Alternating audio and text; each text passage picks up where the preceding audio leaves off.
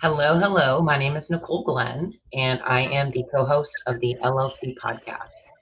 It's an honor to introduce listeners to inspiring women who are making a real difference in logistics and supply chain. With the LLC podcast, you'll hear inspirational stories, both professional and personal challenges our guests overcame, how their backgrounds help shape who they are today, and how they empower others, often giving back to their communities and the world. Joining me today is Amber Romando. Hello, Amber. Hello, So nice to hello. have you on with me today. I'm excited to have you here. I'm way more excited. I was super humbled to even be asked. So thank you so much. Well, I think you have an amazing story to tell. I mean, you've been a veteran to this logistics game forever, which I'll let you dive into. Like, why don't you tell us a little bit about you and like your background and how you got to where you are today? This is always my favorite thing. Not on purpose, but I'm glad I landed here.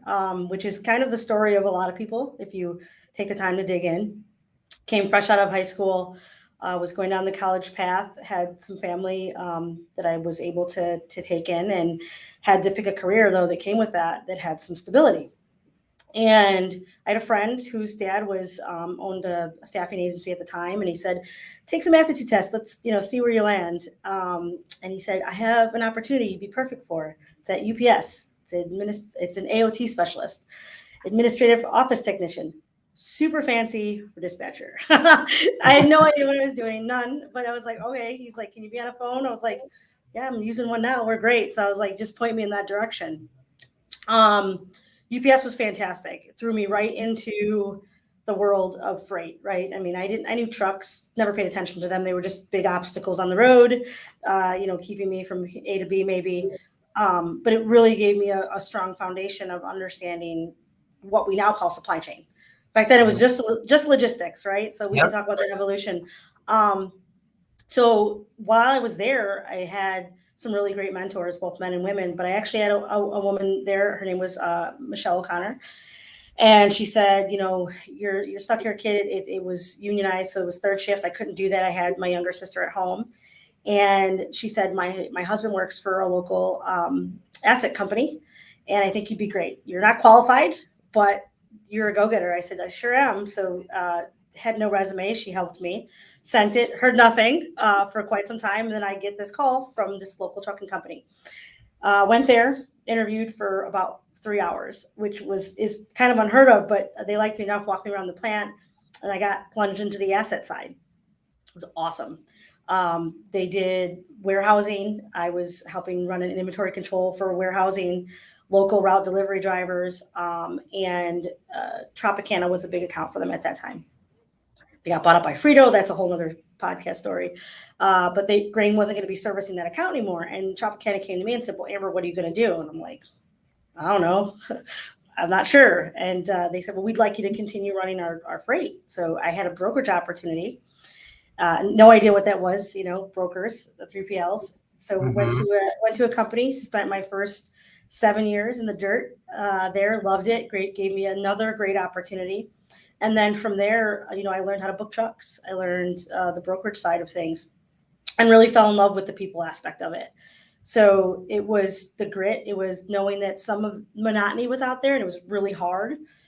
I was a young woman in a very male dominated industry. And I said, I can be afraid of that or I can lean into it.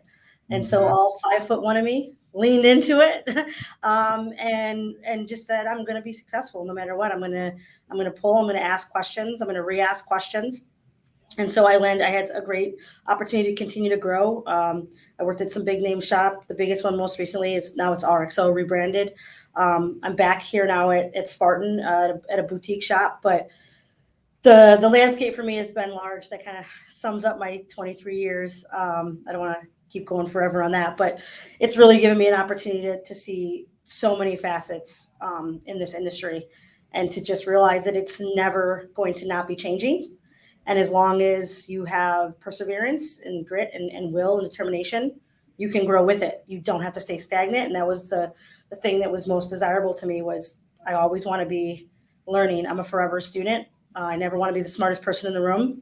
Supply chain now, we can call it, has offered me that. And so that's kind of me in a hopefully a quick summary. No, that was perfect. So listening to that, kind of listening how people would continually pull you in, that doesn't happen often. It doesn't, because they had to see something that actually stood out. So when you look back to your past success, and I'm sure that your skills and the characteristics on what's helped you the most have probably changed and morphed as you've grown in your roles. But Oh yeah. what do you think those skills and those characteristics of you made you really who you are today? I think this actually came up on a topic yesterday with some other people I was speaking with in the industry. To not be offended, to have a thick skin, that's the one thing that the character hasn't changed. Mhm. And we don't talk about that in this industry, especially from our side of the table. You have to have that. You have to be open to a lot of change. It is a fluid environment. And you're right. It's the strengths assessment test. I'm sure a lot of people have taken that book, and it's your top 3, top 4, and I take it every 7 years. And my top 10 are typically the same, but the order in which they come in have changed. I think the biggest thing is communication, and like you said, people have drawn me in, but that's because I was always very outwardly about I want more. I am not. I'm not satisfied. I was never. I'm always hungry, and I wasn't embarrassed to say I had a full meal, but I'd like seconds, please. I was like, a girl got to eat. I got to eat. Yeah. So and I think that's where people are inclined to. People by nature truly do want to help. They really do, and we make a lot of excuses why we don't. I'm part of that, as well, and I'm trying to be better. But at the crux of us, really, people want to nurture, they want to help, they want to be a part of other people's success stories because they can come back and reflect and learn and talk. And so I was constantly looking, right, like who's here, who's looking to teach, right? I'm a student. And so I think that's the biggest thing, is just always open mouths get fed. I was just never quiet. And even if people didn't like what I had to say, I was okay with that too, because that meant there was a conversation and I was in it, and I was going to find a way to be, valuable to that. So how did you feel? 'Cause we talk about it on the show a lot with the imposter syndrome, right? That comes up. So when you were asking for seconds, thirds, and fourths, because that's where you're at now, right? You got Yes. to this great spot. That had to be part of it too, right? I mean, I feel like we all live in it. Yeah. What was your view of, like, has there ever been a spot where you're like, oh, this is way bigger than what I thought, and you still went forward with it, not checking every box? Yes. That fake it till you make it. There were times where I was in a room that I felt overwhelmed, and I was like, okay, I asked for this invitation and I wasn't prepared. And there were times I wasn't prepared, and there was humble pie that had to be there.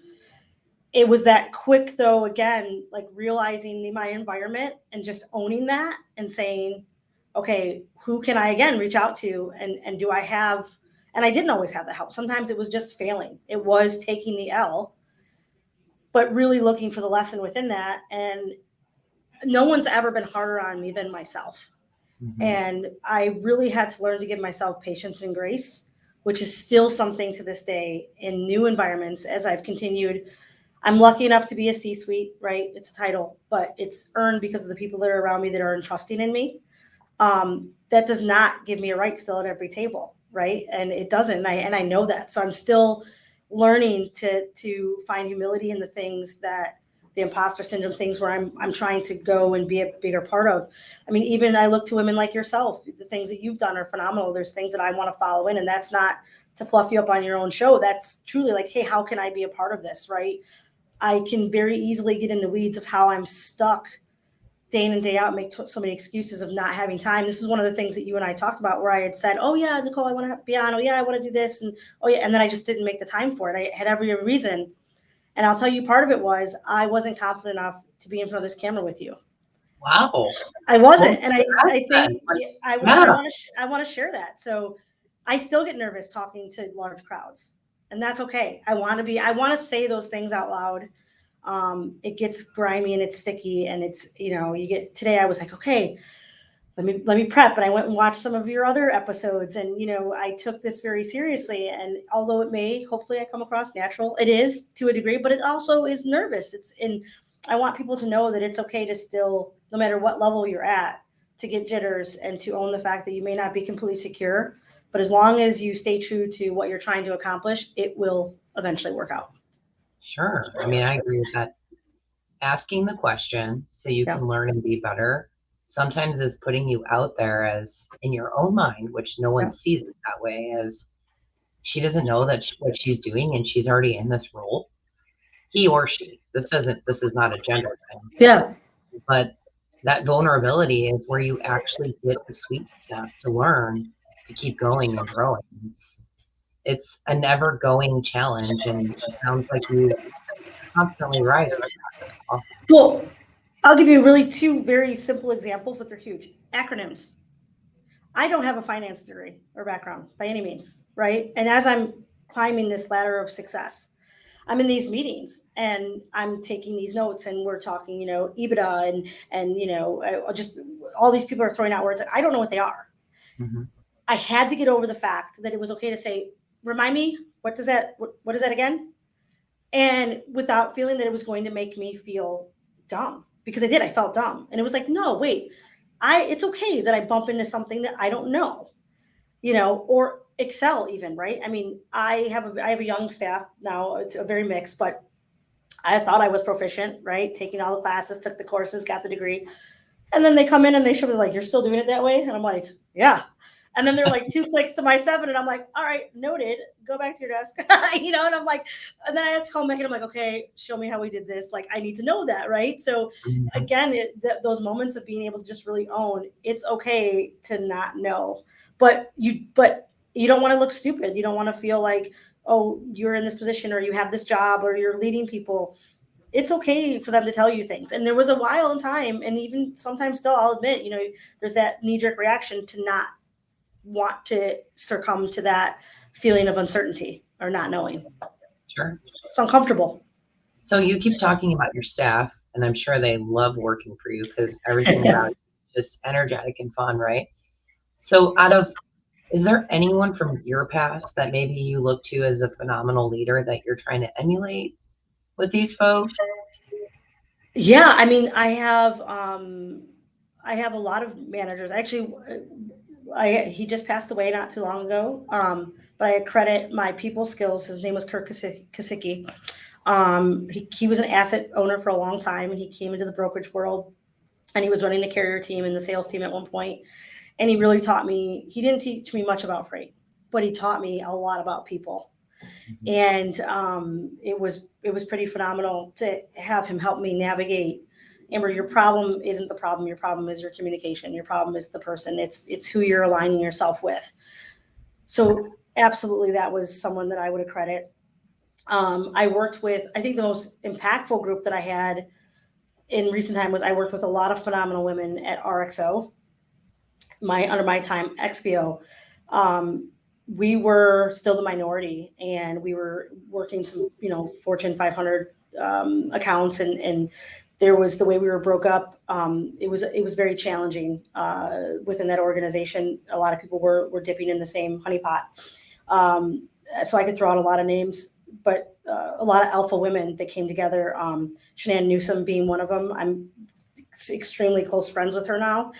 And by all means, given how we were attacking business within the owner organization, we should have been at odds. And we looked at each other and said, no, we're going to figure this out. And we're going to figure out how to do it. And we had fun, we made money, and we grew our staff, and we did. This is my younger staff, students coming in. I've had an opportunity. There's too many to name. I don't want to name one and insult the many. But fresh eyes, I can't be obtuse to the fact that I am 20 plus years in this industry. It is not the same game as when I got in. Right. It is not at all. From the technology piece to, how you use technology to communicate, to just anything. The outreach is different. So I'm constantly, humbled and show gratitude that they keep me relevant. If I didn't have them, I would just continue to be part of the generation that came up with me, or now, like, unfortunately, like I said, some of my mentors have passed or well out of the industry. So their life advice is relevant, but Mhm. their industry advice isn't necessarily anymore. So that's been really important, is to have those influencers that are new and have the fresh set of eyes that are ones that are mostly currently impacting my business. So having so many people underneath you, how do you spread your time to give those people those lessons that you've gotten from others? So I need to be better at that. I'll start with that point. Because people do want time. They want to be mentored. They want to be included, right? When you walk around and you are in charge, or you have a title, or you're the fun person, and you have knowledge, right? Just they get a glimpse that you have knowledge. Everyone wants a piece of that. I'm very good at making time for those that ask for it. Mhm. So I would say that is the first thing, which is kind of, maybe I see something of my days of year, right? So the open mouth gets fed. Amber, I want 15 minutes. I live by my calendar. If it is not on my calendar, it does not exist for me. Mhm. And that there's a downside to that, which means that there are some people that I'm not reaching that I need to be, right? And I need to do better at that. So hold me to that, right? We now have video proof that I need to work on that. But really, it's that's how I do it, is they'll come to me specifically, or I walk around the floor a lot. So I have an office. I also have a desk on the floor. We call it the pit. I'm out on the trading floor. And any opportunity, if I really could, like, what my best favorite days are, I love my customers. I love things like this. I'm going to continue to do that. But man, I get energized when I hear a problem, something as simple as, like, we have 4 pallets rejected and I'm back in the dirt, right? And I'm like rolling up the sleeves and I'm like, what's going on? And I love those. And then I get to tell war stories, which Mhm. also ages me, but in a way it also qualifies me, because then they hear, like, you're not alone. Like, this has been gone through before. It's new to you.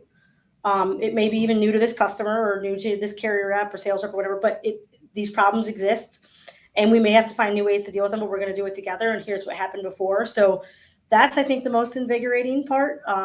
If that answers the question.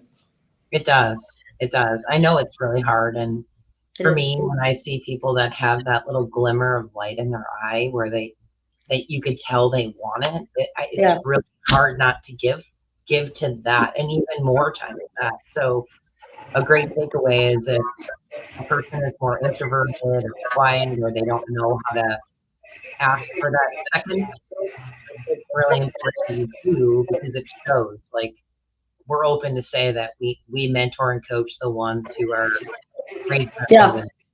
and I think it's natural. So I don't think it's bad what you're doing. I hope hopefully you can encourage your other staff members to start asking for it more.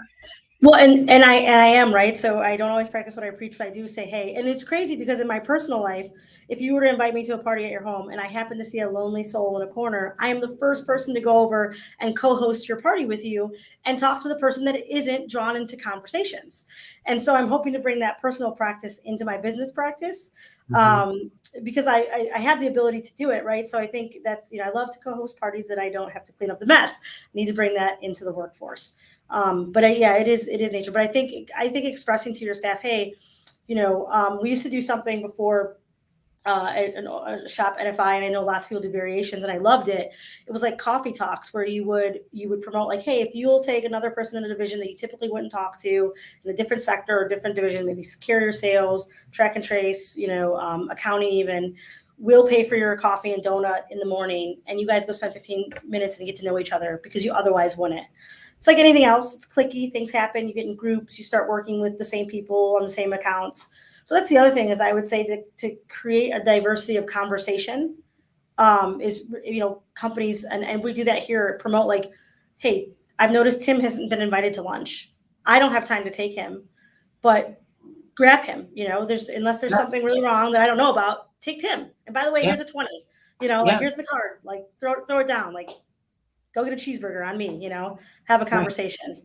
Yeah, And that value is, the ROI on that is so important.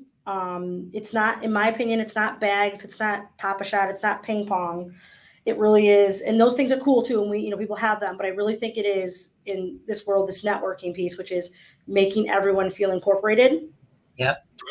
Um, that's what gets business done quickly, effectively, and calmly, right? In a very charged industry, right? We know it's a charged industry. So if people like to do business with friends, that's just the fact.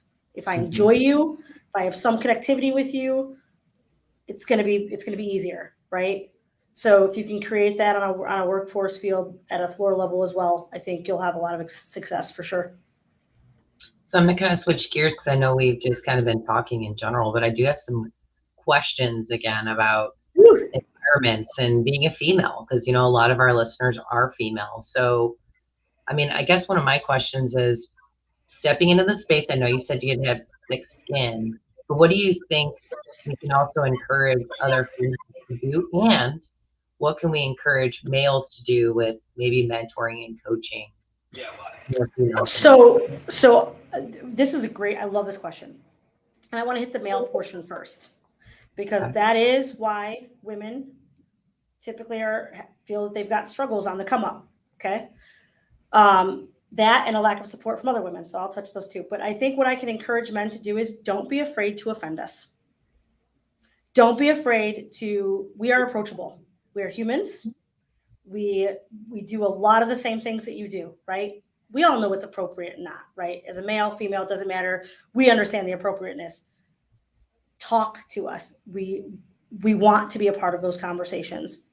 And I found, like, I watched a scene the other day from Silicon Valley. It's a show. I put it on in the background, and it never meant anything to me. It kind of was just funny, and it was there. And all of a sudden, I hear this scene in the background, and they happen to hire this woman coder. So it's an engineer, and there's like this whole scene. It's a whole 45-minute skit around how they're going to treat her. And in the end, she's like, don't treat me differently. I'm here. I'm coding. I'm like the same thing that you are going to ask Tim. Come ask me. It's the same question, right? So Mhm. I would say just be normal. That's like normalize normal. That's what it is. There's no special cue card. There's no extra niceties that are needed. We truly just come at it Right. head on. Yep. That's it. And for women, I would say, there's still a level of pettiness sometimes. I see it. I see women that are really quick when even in a group of men, and I'll just be really blunt about it. They're quick to allow a woman to get cut down. Don't let it happen. Right. Enact change, right? Or and if you don't want to say something, say nothing and excuse yourself, because sometimes silence also, a look and a dismissal will say a lot. I will Mhm. not be present for that. Mhm. So, women, when you have the opportunity to give praise, right, and to don't keep those secrets. I know that I've made that mistake in the past. I was less likely to share. I had my cards because I wanted that advantage. I wanted that upper hand. No, there is no upper hand. The upper hand is in numbers. The upper hand is in a squad, right? Yep. Build your tribe. I have learned that nothing is stronger than a tribe. So if I can now share with women what I thought I had to, quite frankly, keep to myself to give me the upper hand, shame on Amber. No more. I'm not doing that. Hey, this is what I do, and this is what worked for me. And I think if we can be honest about that as women to each other, it will grow quicker. The tribe will grow quicker, and I it'll be agree. solid. It'll be I solid. agree. I finally started building my tribe. I had people that I would call and talk to, but now I've taken it to a different level of a tribe. And so I'm completely open, honest, and asking for feedback constantly from that tribe. So I know I'm kind of pivoting off of your tribe statement, Oh, I but like it. I like it. I have never felt as confident in what I'm doing until I actually established this tribe to talk about things. And the thing about it was I always wanted to come off and, acted, not acted, but to almost seem strong. And I would never ask like, okay, here's where I'm at. What do you see as an issue with me? Tell me, my tribe, because I trust you. Yeah. And I think that word tribe like really just translates to the word trust. And you can totally be yourself and they'll tell you what you need to do. And it literally escalates you like you take little, centimeter steps on your own, reading a Yeah. book, attending a conference. But when you build that tribe, I mean, you are taking, humongous leaps in what you're doing. I agree. So, me and you attend a lot of the same conferences, right? We rub elbows a lot. And I think we've even seen, when we just talk about women panels, right? Find the time to attend those, even if it's not something that is really in your wheelhouse, learn. Just the sheer volume of someone looking out and seeing a bigger crowd is going to make them feel appreciated and is going to push that agenda. Their agenda doesn't have to be your agenda, but again, tribe nation, like let's go, let's build it. And I'm finally seeing women like yourself, and I hope to join that where I'm going to go support that. I'm going to find time to be supportive. I may not understand it, but teach me, let me be a part of that. I support that. And that's grown. I mean, we've seen that trend, where we're less talked about for, again, I'll be very blunt, our appearance, or, how funny we can be or entertaining. And it's like, no, this person is tremendously wise in this area. This person is a subject matter expert in this area. I didn't hear that 10 years ago. Women weren't on the table, right? Yeah. We were at the table, but we weren't a valid option. And now I am hearing, I have so many men that I could give shout outs to credit that, and women as well, that are saying, hey, that's not me, but I got a girl. So that's one of the things I'm starting is, I got a guy, I got a girl, right? And I love my guys. I love them. I have some of my best friends are men, but I want to start that. I've got a girl. Let's keep us in that rotation. It's important. And remember that, make mental notes and pull that out and fire that trigger when you get a chance to, because it's the only way we're going to grow. I agree. So what is your definition of success, and why do you think that? So in a work atmosphere, my definition of success is not financial. It is getting to work with who I want to work with. That has been my biggest level of success, is to being able to choose my staff, my peers, my mentors, and my customers. And I didn't always have that when I was younger, right? I felt like I was cornered. I just had to put up with things, or I had to work with this person, or I had to put up with this attitude, or I had to deal with this culture because I was money driven, or I was title driven, or I was saving my job driven, or whatever the case was. I was operating out of fear. I no longer operate out of fear. I operate out of mobility, being able to be fluid, and working with people that I like. So that's my definition personally of success in a work atmosphere. And personally, it's, being able to find that work-life balance. Again, we could spend another 50 years on that. Not as successful on that one. That's just the truth of it. But yeah, from a work perspective, it's because we do put in grueling hours. I don't have stationary hours. So I really had to make sure that this environment that I was going to be giving the majority of my waking hours to, with people that I enjoyed doing it with. I agree with you, because then it's not as much considered to yourself as work. You're still having fun in the mix of all of it. Yeah, exactly. 100%. Yeah. So one last question. I told you this would go so fast. It always does. Love it. So we're going to end on understanding risk, because it seems like when you're asking and, you've admitted to, saying you want seconds, thirds, and fourths, right? And you're always putting yourself out there before you're ready. What's the biggest risks you've ever really had to take in your career? When you paused, it made Amber pause. I would say going back to the private sector, I walked away from money, the guarantee. And the biggest risk was, am I capable of leading a company, current state, and bringing these people into an unpredictable market based on my strengths and knowing my weaknesses? Can I build around that? And I was scared. I mean, I was nervous, right? This was a big move for me. I had been in leadership positions for a long time, managing larger staffs, but almost coming back, downsizing in staff and in freight spend, and knowing that what I did was no longer, a rock in a lake. It was a pebble in a pond, a pebble in a little puddle, right? Was very scary. It was a huge risk. I mean, when you have to walk in and I know the face of every single one of my employees, literally, and I know their backstory, and I've hired half of them, and to know that I'm making decisions that could affect their livelihood. And if I don't do the right thing, we shut our doors, right? I make a bad bid. So in current state, it's been my last 5 years. It was betting on myself, finally having the courage to say, it's okay to fail, but you got to take the leap of faith on yourself. I just had to arms open, fall back and do it. So that was my biggest risk. But it sounds like it's paying off for you. It does. It is. It is. I have learned the most about, I've been the most uncomfortable that I have been in the past 5 years in a good way. I've had very challenging markets. You know, we all know what's been going on. I use that term loosely. If someone doesn't know, email me. I'll give you my definition on it. But I think the biggest thing is I've been challenged by my staff to do better.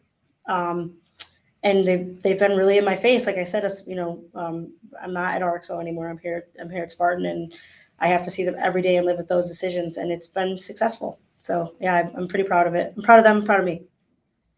Well, Amber, I could talk to you forever. I will. I mean, I will.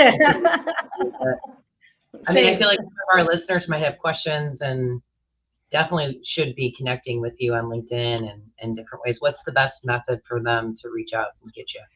I am active on LinkedIn. It may not seem as much. I need to kick that up, but I definitely try to check through my messages. My email, I do actively participate in my email. You can throw that up on here if you want to. It's amber.romando@shipspartan.com. If I don't get to it right away, I do check all my emails. My cell phone is public. They can give me a call. I'll listen to the voicemail. Again, it's those that raise their hand to me, right? I love to talk, even though I'm nervous at doing it sometimes. So yeah, just carrier pigeon, whatever, get me a message and I'll try to connect with you for sure. Well, thank you for coming on today. Seriously, you've been great to host here. No, seriously, I should have done this sooner. You've been so gracious to have offered a while ago, and I finally, womaned up and got the courage and believed in myself to come on. So I'm really thankful for the platform. Even if one person listens to me and it's inspiring, I feel validated. So I'm really appreciative of that, and I know you're going to continue to do badass things on here. I love it.